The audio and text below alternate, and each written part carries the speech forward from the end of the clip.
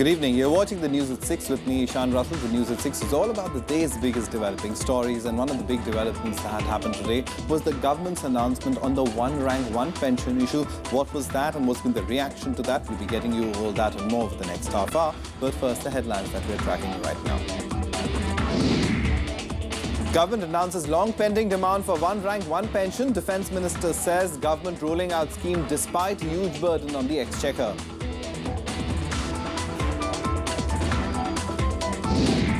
Ex-servicemen welcome government's move but reject proposals for benefits to be rolled out to them. Agitation to continue.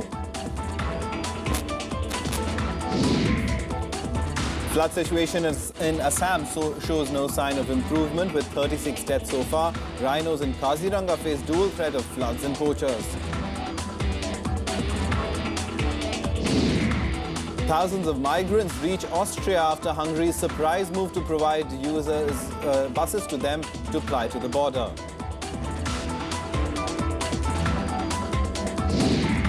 And the Indian women's junior hockey team makes a sensational start to the 7th Asia Cup in China, knocks out North Korea 13-0 in the opening match.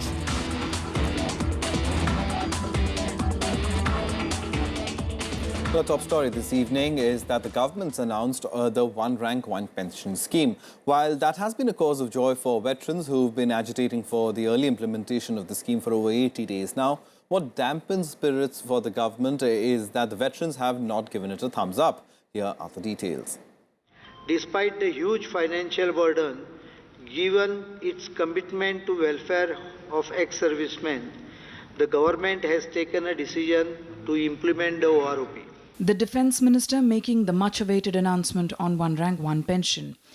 But from then on, almost every announcement met with a counter when veterans who have been protesting for the past 82 days demanding the implementation of the scheme responded to the Defence Minister. The first among them was the date from which the scheme will be effective. Under the OROP scheme, the benefit will be given with effect from 1st July 2014. 1st July 2014 से लागू होगा, जो कि पहले सरकार ने 1 अप्रैल 2014 से announcement किया हुआ था. Second was the revision of pension. It has been decided that the gap between rate of pension of current pensioners and past pensioners will be breached every 5 years. जो जैसे जैसे दर बदली होगी, ऑटोमेटिकली उसी वक्त वो दर सारे पिछले वालों को पास कर दी जाएगी. इसलिए हम ये 5 साल का टाइम है, उसको भी टोटली रिजेक्ट करते हैं. The government announced that those who take voluntary retirement won't fall in the ambit of the scheme. The veterans have rejected that, saying about 40% of the defence personnel will then be left out. Personnel who voluntarily retire will not be covered under OROP scheme. 40% से ज्यादा हमारे जो फौजी retire होते हैं, वो क्यों जैसे प्रमोशन नहीं मिलता, तो वो वॉलंटरी प्रीमैच्योर रिटायरमेंट ले लेते हैं, उनको पेंशन मिलता है. मेंबर्स ऑफ द मीडिया, जिसको पेंशन मिल रहा है और ये वन रैंक वन पेंशन के ऊपर है, तो ये दूसरा पॉइंट जो अभी आया है, हमारे ख्याल से ये ब्यूरोक्रेसी ने इंट्रोड्यूस करवा दिया है, ये कोई मतलब नहीं है. डिफेंस सर्विसेज को ये लागू नहीं होना चाहिए और हमको ये मंजूर नहीं है. On the issue of equalization of pension, the government announced the setting up of a one-judge committee to look into the matter within 6 months. Protesting veterans have rejected that offer as well. This is not an administrative matter alone. Therefore, it has also been decided that one-member judicial committee would be constituted, which will give its report in 6 months. One member और 6 महीने उसको हम totally reject करते हैं. वो हमको मंजूर नहीं है, क्योंकि 6 महीने में क्या एक मेंबर, वो भी जुडिशियल, जिनको हमारी कंडीशन या हमारे के बारे में कुछ मालूम नहीं है. नेक्स्ट, उसका टाइम सिर्फ 30 दिन होना चाहिए. हमने 15 दिन बोला था. मैक्सिमम टाइम 30 दिन के अंदर अंदर फैसला आना चाहिए. The government, with this announcement, hoped to realize the 42-year-old demand of ex-servicemen and put an end to the confrontation. But for now, it seems it will be a long haul. इन हालातों में हमें एकदम पूरा यहाँ से agitation बंद करना मुश्किल होगा। Vishal Dahiya and Anu Devan's report for Rajya Sabha TV.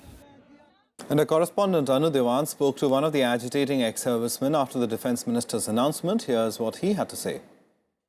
Sir, what are the conditions? The government has implemented OROP, but still you people are unhappy. What all demands have not been met? Government has announced one rank, one pension, but the methods, the steps which government has announced for implementation of one rank and one pension are not up to our expectation. They are incomplete, therefore they are not acceptable to us. There is nothing called VRS in armed forces. VRS is applicable in civil services, banks, factories, public sectors, where there is extra manpower, no work. To get rid of the extra manpower, government pays them golden handshake. And government pays them in lakhs of rupees for the unclaimed service, the service which is left to them. Whereas in the case of forces, we earn our pension at the minimum service. Do you think that one-member committee, which will submit a report in 6 months, is going to come out with a solution? First of all, we are not happy with one-member committee. Second, we are not happy with the 6-month duration. It should have been a committee in which our members should have also been included, and then the result of the committee recommendation should come within 15 days or maximum 1 month. After all, they are going to deliberate only on one point. So this was Group Captain V.K. Gandhi, who told us that the agitation will continue till the government meet their demands. With video journalist Sanjay, Anu Devan for Rajya Sabha TV. Now, post the announcement, the BJP and the Congress traded charges over the implementation of one rank, one pension. While the BJP accused the Congress of never seriously implementing the scheme and only talking about it, the Congress called the new proposal a dirty joke. Congress के समय में ही सेना के जवानों को pension को कम करने का फैसला 1973 में लिया गया और जब कांग्रेस की सरकार थी उसकी अंतिम घड़ियां थी तब वन रैंक वन पेंशन के लिए सिर्फ 500 करोड़ रुपए का आवंटन कर सेना के जवानों का एक तरह से मजाक भी उड़ाया गया था। आज जिस प्रक्रिया से वन रैंक वन पेंशन को स्वीकार किया है, करीब 9,000 से 10,000 करोड़ के बीच में सेना के जवानों को फायदा मिलने वाला है। Today's announcement about one rank one pension by the Defence Minister is totally disappointing. They have substantially diluted the one rank one pension scheme announced by the UPA government. And we're joined by our correspondent Vishal Dahiya for more on the political side of this entire argument. And it seems that the government has finally made up its mind, has made the first move, but the ex-servicemen not buying it, the opposition not buying it. So the one rank, one pension issue seems to as if it will still stay alive for now, Vishal. Well, yes, and it seems that it is going to be an uphill task from here onwards for the NDA government. Because politically speaking, this decision seems to have been taken by the government just before the Bihar elections. You know, there are going to be other political ramifications as well. The opposition, as you rightly pointed out, doesn't seem to be, you know, pretty happy with what has been decided. Apart from the political angle and whether the opposition is on board or not, what is more important in this decision, Ishan, out here, is that there are 6 points which were mentioned by the Defence Minister as far as the implementation of the OROP is concerned. Now, out of the 6 points, 5 of them have been rejected by the veterans. This seems to be a clear case of both sides not at all being on the same page as far as the implementation is concerned. One issue, which was about the annual revision, wherein the ex-servicemen finally said that they would be okay with a 2-year revision. That is something which still is going to be a bone of contention because the government has said that it will be a 5-year revision. But apart from that, another point which has come in in the final decision, in which the veterans are now saying is a complete breach of the trust during which was established during the negotiation, is the issue of those who are going to be left behind, those who took premature retirement. So these two specifically are going to be the key issues which might end up prolonging this entire issue. And veterans have already pointed out that they are not going to, call an end to their agitation. Right. So we'll have to wait and watch as to what now the government has, what are the cards the government has up its sleeves to try and tackle this issue. Certainly. So, Vishal, very quickly, as far as the opposition strategy now is concerned, where we know that the veterans are certainly going to be continuing their agitation. What about the opposition? The Congress also held a press conference. Are they going to be going to the streets and saying that as far as this scheme is concerned, the government not doing enough? Well, one very important thing about this entire agitation that has been going on for almost 3 months now is the very fact that this entire stage where all these ex-servicemen have been sitting in Janata Mantra, that has been kept far away from a political influence. Obviously, as citizens of the country, all those who are protesting, all those who are ex-servicemen and veterans will have their own political ideologies, but these have not come to the fore. So obviously, the political fight is going to be fought between the government and the opposition on the front, on the other front, where the opposition has clearly pointed out that this is not at all a justice which has been meted out to the veterans. But as far as the veterans are concerned, they have pointed out that none of those 5 points they concur with. So obviously, the government will have to come up with some other solution, unless and if that does not happen, then this agitation is unlikely to end pretty soon. All right, the one rank, one pension issue still rankles as far as the NDA government is concerned. Thank you very much, Vishal Dea, for coming in and helping us understand the opposition and the agitators' mood on this. Now, moving on, Prime Minister Narendra Modi was on a day-long visit to Bodh Gaya in Bihar today to attend the concluding ceremony of the International Buddhist Conclave. There, the Prime Minister pledged to develop Bodh Gaya as the spiritual capital of the Buddhist world. And as this visit coincided with Teachers' Day, Modi described Gautam Buddha as one of the most important teachers in world history. Bodh Gaya, the place where Lord Buddha attained enlightenment, will be developed as a spiritual capital so that it can serve as a civilizational bond between India and the Buddhist world. This announcement was made by Prime Minister Narendra Modi on his maiden visit to the holy place. The place where we are meeting makes it even more special. We are meeting in Bodh Gaya, a land that has distinctive place in the history of humankind. This is the land of enlightenment. Years ago, what Bodh Gaya got was Siddhartha. But what Bodh Gaya gave to the world was Lord Buddha, the epitome of knowledge, peace and compassion.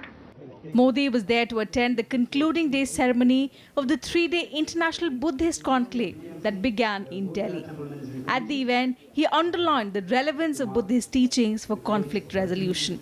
The world is looking to the Buddha today as conflict resolution mechanism and environmental regulations, both of them dependent on the instrumentality of nation states, are increasingly failing to measure up to challenges.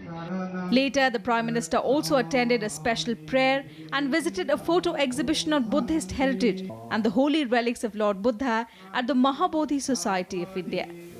Bureau Report, Rajya Sabha TV. Now, the flood situation in the northeast remains grim as heavy rains continue to lash parts of Assam and Meghalaya. The Met Department has predicted heavy rainfall over the region, including in Assam and Meghalaya, over the next 2 days.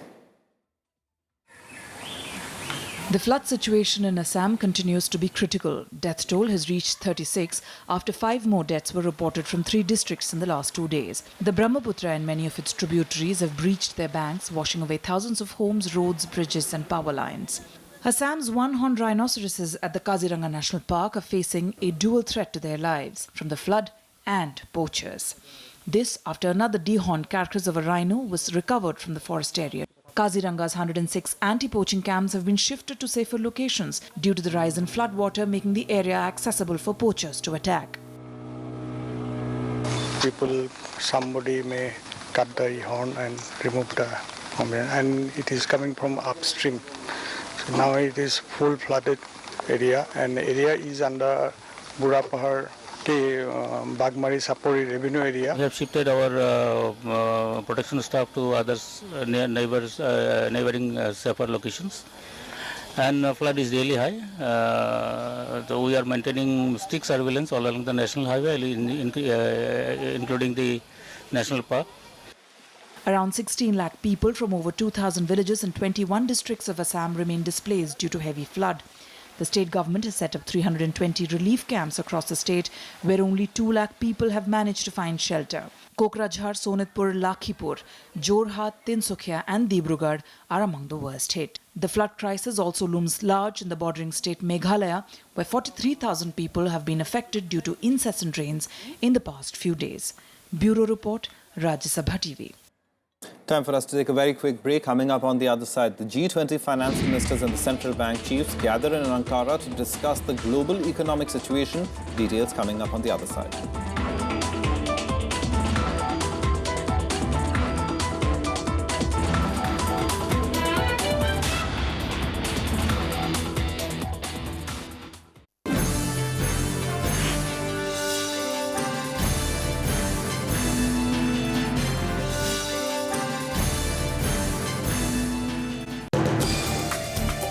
Today we bring to you the Homeopathy Central Council Amendment Bill 2015. There should be some provision to regulate the unchecked proliferation of the substandard institutions. The central government here is trying to stop the admission process. Why not stop the admissions there and then, the moment it is suggested by the CCH to the Ministry of Ayush?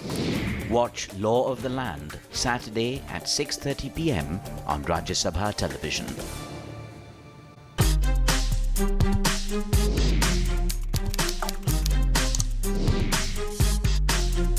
Get live Rajya Sabha session.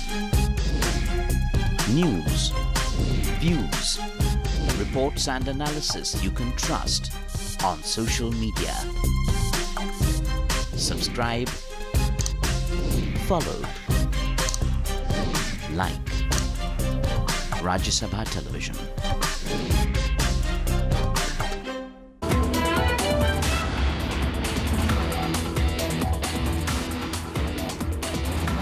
Welcome back. You're watching the news at 6.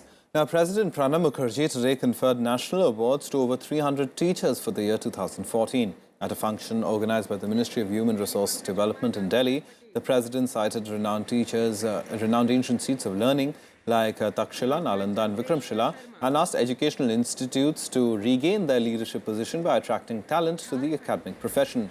He also urged teachers who work in schools, colleges and universities to redefine themselves and make efforts to make their performance meaningful. An inspired teacher links the individual goals of the students to the societal and national goals. Such teachers appeal not only to the head but also the heart. Responsibility of providing aware, conscious and intellectual citizens who build the future of our nation lies with the teachers. In a fitting tribute to the people's president, the Odisha government has named the Wheeler Island, one of the country's most advanced missile testing ranges, as Abdul Kalam Island. While making the announcement, Chief Minister Naveen Patnaik talked about the time when the island was allotted to the Ministry of Defence on the request of Dr. Kalam in 1993. The island was previously named after an English commandant, Lieutenant Wheeler. The first successful land-to-land test of the Prithvi missile was conducted from the mainland and had landed on the uninhabited Wheeler Island on the 30th of November 1993. Kalam had once described the island as his theatre of action, and the small island also inspired the missile man to write many poems for his book, My Journey. Time now to take a look at all the other national news and updates nationwide. Sahitya Academy Award winner Uday Prakash has decided to return his award and the award money in protest against the murder of Kannada scholar M.M. Kalburgi. He announced his decision on a social media site, although he is yet to inform the Academy officially. Normalcy is returned to strife-torn Churachandpur district of Manipur after steps were taken to bring mob violence under control. The town has seen violence against 3 bills passed by the Manipur Assembly on the 31st of August. 8 people have died. A conglomerate of citizen organizations in Churachandpur district imposed a public curfew in the town since Saturday morning to bring the situation under control. An army jawan was injured as Pakistani troops on Saturday violated ceasefire by firing on forward posts along the line of control in Jammu and Kashmir's Poonch district. The number of ceasefire violations has gone up to 6 in September. There were 57 violations of the border ceasefire agreement by Pakistan in August, and over 250 ceasefire violations have happened this year so far. The World Water Walk for Peace was organized in the national capital on Saturday. The walk was organized under the leadership of well-known water conservationist Rajendra Singh. The walk aims to spread awareness about water conservation. Some international news now, and after days of standoff, protests and confusion, thousands of migrants reached Austria from Hungary. This after Hungary's surprise decision to provide buses to take migrants to the border. Austria, meanwhile, gave migrants the choice to seek asylum there or carry on to Germany. Hungary eased transit restrictions for migrants after many of them overwhelmed police cordons and set off towards the border on foot. Welcome to Austria. Welcome. Applause and tears of joy after a long, chaotic journey. Wrapped in blankets and sleeping bags to protect against rain, long lines of weary migrants arrived in Austria after a week-long standoff with Hungarian officials. Austria provided extra trains and buses to take them to Vienna, from where they will make a choice for their next stop, either go to Germany or seek asylum in Austria. Hungary went out of its way to provide an overnight bus service to take migrants to the border on Friday, even as Europe's asylum system buckled under pressure. We have no idea, probably we're going to go to Germany. We are so tired, we are so angry, I hope that the coming is better. We hope that all of these people hope that. Austria and Germany decided to accept migrants following the emergency situation in Hungary. German Chancellor Angela Merkel, meanwhile, said that the burden brought on by the influx of migrants into Europe should be fairly shared among the European countries. Meanwhile, British Prime Minister David Cameron increased the humanitarian aid to Syrian refugees by £100 million. Damit dürfen wir die Gemeinden nicht alleine lassen. Damit werden wir auch die Länder nicht alleine lassen, sondern Bund, Länder und Kommunen verstehen das als eine gemeinsame Aufgabe. Prime Ministers of the V4 group of countries, the Czech Republic, Poland, Hungary and Slovakia, have demanded Europe to work together to tackle the crisis without imposing quotas. We need an exceptional response. Business as usual or incremental improvements of mechanisms in place will not be able to address what it is today, a massive refugee and migration crisis. We really need a massive relocation program. The stream of migrants pouring into Macedonia from Greece remains constant and unrelenting. According to reports, an estimated 2,000 migrants arrive on Greek islands by boat every day from the Turkish coast.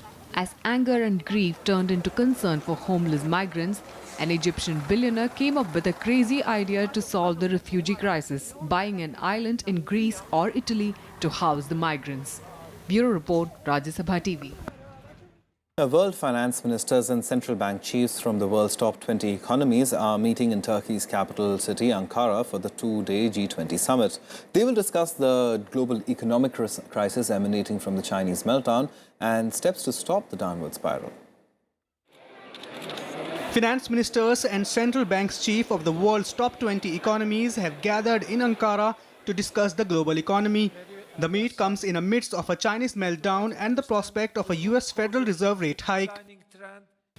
シャドーバンキングだけでなく銀行セクターも含めた金融セクター全体の不要債権の処理といった構造的課題に取り組むことが重要であることを申し上げております。The United States has also publicly rebuked Beijing for the opacity of its statistics and its strategy to support the domestic economy. The US also pressed China to improve the communication of its economic policy and avoid competitive devaluations. The G20 and the Organization for Economic Cooperation and Development, OECD, also announced new corporate governance principles for listed companies and regulators in all member countries, including India. This has been to safeguard minority shareholders' interest and promote capital market as a key platform to raise funds. Bureau Report, Rajya Sabha TV.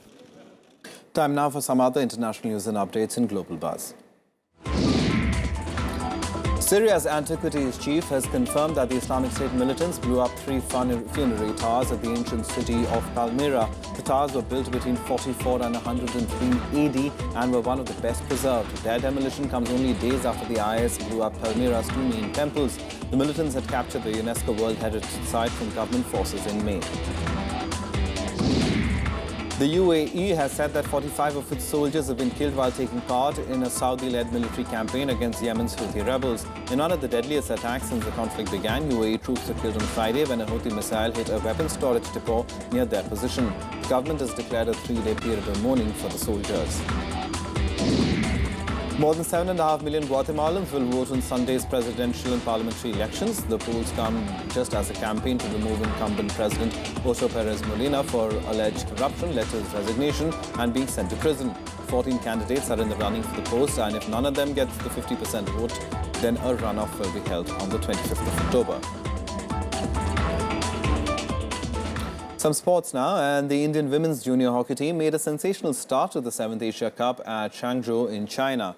The Indian team knocked out North Korea 30-0 in their opening match. Indian captain Rani produced a smashing performance, scoring 5 goals, including 3 ferocious ones within a space of 3 minutes after half-time. Striker Navneet Kaur and midfielder Preeti Dubey scored a brace each. India will next take on Singapore on Sunday. Now, in a big upset at the US Open, world number 8 Rafael Nadal was knocked out in the 3rd round. The Spaniard lost in a 5-set thriller to Italian Fabio Fognini, and top seeds Novak Djokovic and Serena Williams, however, advanced to the next round. India also had a disappointing day, with both Sania Mirza and Leander Paes losing their respective matches. Rafael Nadal's poor run at Grand Slams continued as the world number 8 crashed out of the US Open after losing in the 3rd round.